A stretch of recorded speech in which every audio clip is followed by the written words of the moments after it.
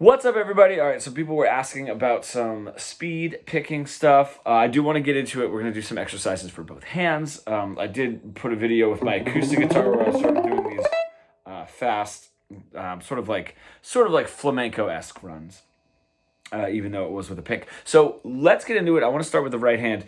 The concept I really want to drive home, and this is going to be sort of for both hands, mainly for this right, in the sense that the faster we go, the less effort we're going to put in.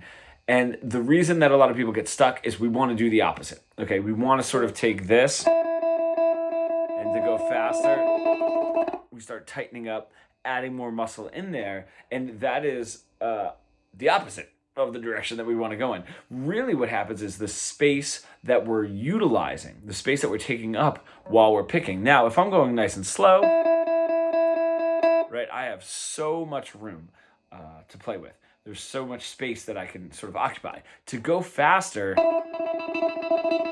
I'm really gonna have to cut that down. And the less you move, the faster you're going to be.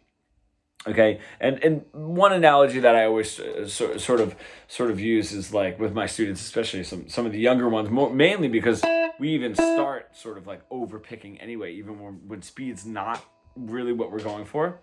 So with my students, I'll say, like, if I asked you to go over to the fridge to grab a bottle of water and then bring it back to me, like the less you move, right, the less points you make. Just going from here to the fridge and back is going to be the quickest time, okay? As soon as you go here to another room, and then to the fridge, and then back, now every single point that we make, every single extra step we take, every single extra space we occupy is going to add time and make us slower. So this is the same thing. So one exercise to start with, or one thing to even just start with, is if you guys have your phone, you can sort of put your phone facing you, or if you have a mirror, and just really go as slow as you need to go. It doesn't really matter how fast you're going. It's just sort of get that control. Now, the reason that going slowly at first is going to be of benefit is we're actually using the muscles that are going to stop the pick. Okay, so it's not really like a down and then an up and sort of like this fluid figure 8 model that's going to be more space. What we really want to do is practice stopping that pick just as soon as it gets to the other side of the string, right? And then that you can see, if I want to go slowly, I can occupy all that room, but to go fast, I'm really going to want to cut that down. So that is the first step. Now, a really great exercise, and I know this one is super, super silly, but I have had success with it. It might not work for you, and that's totally fine, is if you sort of roll the pick over. So I'm going to try to bring this up here.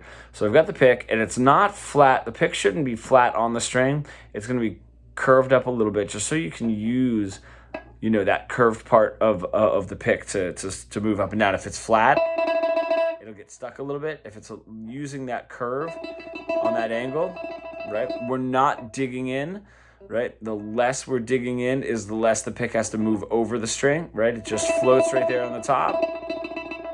Now, one of the exercises, the weird one I was going to show you, is sort of playing, moving the pick over the string and back like this. Not letting the pick dive in too deep, right?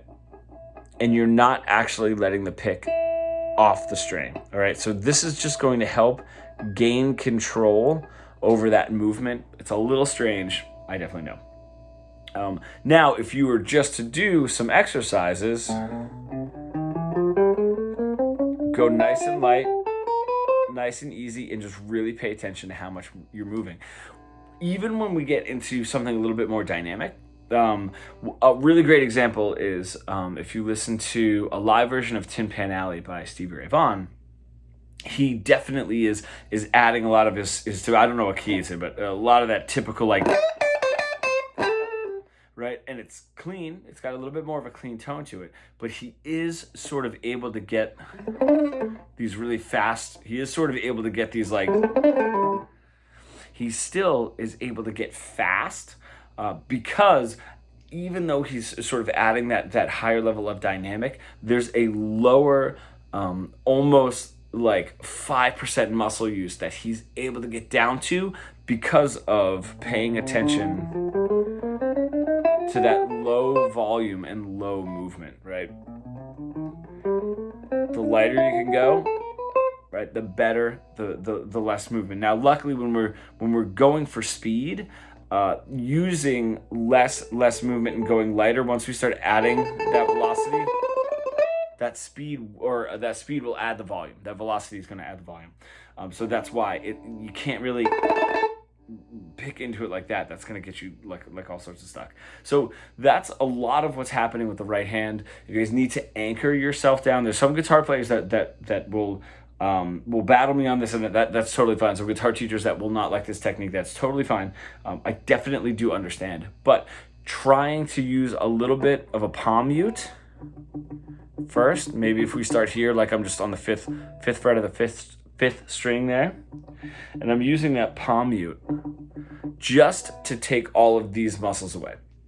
It's our main goal is to take those muscles away, because those muscles are not made for small movements, right? Those muscles are not made for that small range of motion. They're definitely made for, a little bit more like swinging a hammer, a drumstick, something like that. So, or actually not really a drumstick. Drumsticks definitely, to get that proper technique, is a little less of the elbow.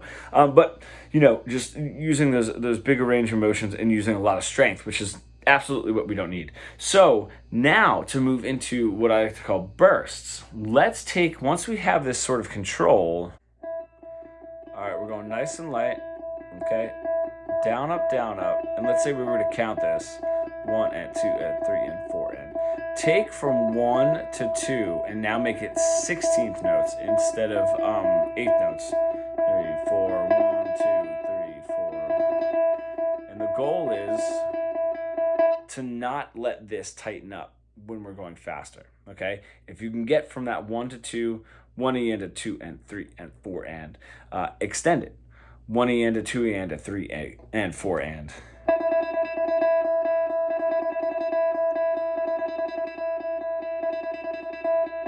Okay, and then keep extending it and maybe bumping up your metronome a little bit to get a little bit faster, and just find out where, if I were to, let's just say, I know I don't have a metronome on, but let's say we're to sort of boost this up.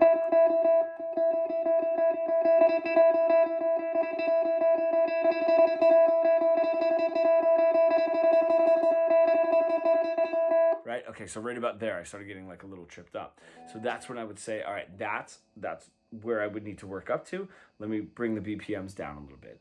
Notice where you might be starting to tense up as you're doing those bursts. You're just taking that burst, right? 1 and to 2 and 3 and 4 and 1 and to 2 and 3 and 4 and 1 and to 2 and to 3 and 4 and you, as soon as you start tensing, all right, I got to work back. Let's go back to the shorter ones. Let's work on those shorter ones and start extending and extending. And that is really how the is eventually going to get. And now you're just in, and you're not tensing up at all by using those smaller bursts, because you can get a little bit in there before your arm wants to tense up, right? So that's a great exercise.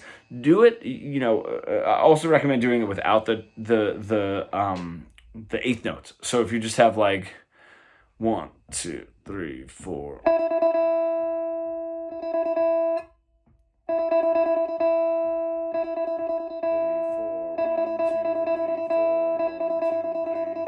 You can just kind of extend it without having to do the 8th notes in there, and then sort of speeding it up. And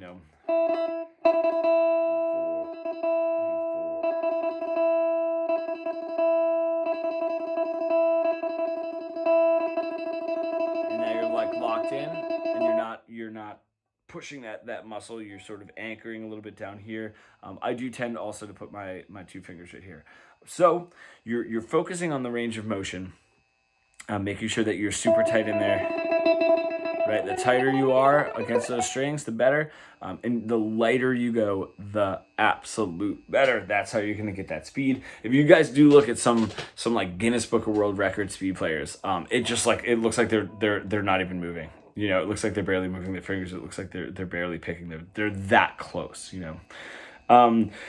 So that being said, let's just move to an exercise with the left hand that's going to work the same way. This isn't going to be a left hand heavy exercise, but I do want to get into it just so it sort of matches the same idea. And that's just your normal 1, 2, 3, 4 exercises that you're doing. Right now, you can sort of concentrate on the right hand, but with the left hand, 1, 2, 3, 4, leave them.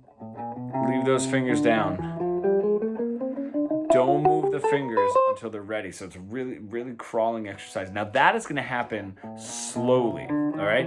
This is going to be a speed building exercise in muscle memory application, not in the exercise itself. So what this exercise does is it keeps the range of motion down. We don't want to go from here to there. We want to go from here to there. Right? And maybe not even lift that finger up if we don't need to, right? Not moving unless we absolutely need to. That's going to be the same idea as keeping this close to the string. So that just trains our muscles to stay down and stay close to the neck. Okay, so what I love about that exercise is it's something that you can do and do and do. And then eventually it just sort of, it just makes its way into your playing, right? It's just a little bit of muscle memory that'll make its way into your playing. It's not something that you have to think about while you're practicing, you know, rehearsing whatever your songs when you're not just doing your exercises. The other thing that you're going to want to do is you're going to want to over squeeze to keep those fingers down. So you're going to have to also think of going super light, right? Because more musculature, more squeeze is going to make that a little bit more difficult. So that is the exercise that I recommend. The other thing that you can do is just to build up that strength is folding up a piece of paper. I usually just use like this, you know, kind of this string package. Fold this up a bunch. All right, stick it under the strings like that, all the way up to the nut, and that'll lift your action up. That's going to do the same thing. Now, if you can just do your 1, 2, 3, 4s normally, right, and a little bit on the faster side. Now we're going to move to a little bit of speed. That's going to get that strength. Now, just a little something to kind of put in there is it's going to build your strength, but that doesn't mean that you want to squeeze the heck out of the strings. But it's going to allow you to build up the strength where using only a small amount of that muscle strength is going to get you the speed and the dexterity that you need. You don't want to over squeeze. For some of you that are already kind of out and gigging and playing, you know that like if you have a whole song that just has all these bar chords, that squeeze over and over just start to get you very tired. So luckily we're constantly moving, right? Those bar chords are tough because it's sort of that same hold, especially with your thumb. That's what tires us out. Now that we're constantly moving, we can use the dexterity, but we don't want to overuse the muscles. So this will give you the strength to not overuse those muscles to get that speed and dexterity. And one super trick, you know what? I see if I have it. Yeah. One thing too is just like we were talking about down here with the right hand, how you want to train that muscle that's going to stop that pick from going too far down and stop that pick from going too far up, right? By really focusing on how far that pick's traveling.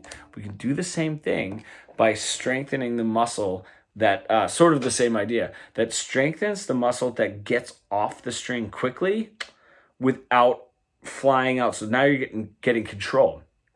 You're strengthening your squeeze down. You're also strengthening your pull away from the string while still maintaining control of that muscle, so it's not going to fly way over the neck. So this is an awesome exercise to sort of add into your routine a little bit, and kind of like strengthens the other side of